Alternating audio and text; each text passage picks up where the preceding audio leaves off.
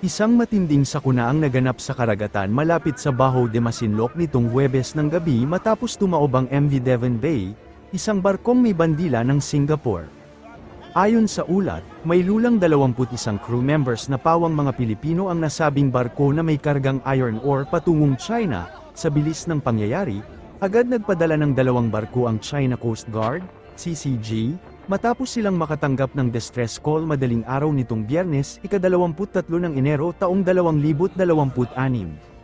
Sa kasalukuyan, 17 sa ating mga kababayan ang matagumpay na nailigtas, ngunit nakakalungkot na 2 sa kanila ang kumpirmadong pumanaw na habang ginagamot, patuloy pa rin ang paghahanap sa 4 pang nawawalang tripulante sa gitna ng malalakas na alon.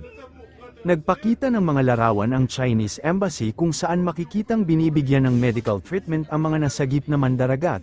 Sa kabilang banda, kinumpirma rin ng Philippine Coast Guard, PCG, na nagpadala na sila ng sariling mga barko sa lugar dahil ang pinangyarihan ng aksidente ay pasok sa Philippine Exclusive Economic Zone. Bagamat kilala ang Bajo de Masinloc bilang lugar ng mainit na tensyon sa pagitan ng Pilipinas at China, nanaig muna ang pagtutulungan para sa kaligtasan ng mga biktima, habang nagpapatuloy ang search and rescue operation, umaasa ang lahat na matatagpuan pa ang mga nawawala nating kababayan para maibalik sila ng ligtas sa kanilang mga pamilya dito sa Pilipinas.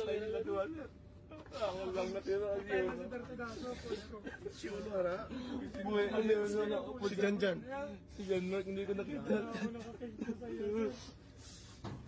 Kami nag-iwalay ni Emilio. Pasalamat kita sa ilas. We are very thankful of Chinese Coast Guard. We are very thankful. China Coast Guard, thank you. Thank you very much. Thank you.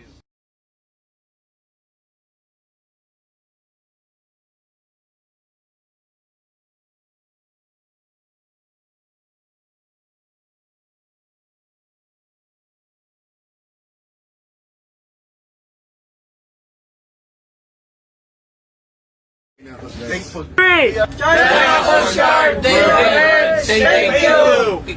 Thank you very much. Thank you.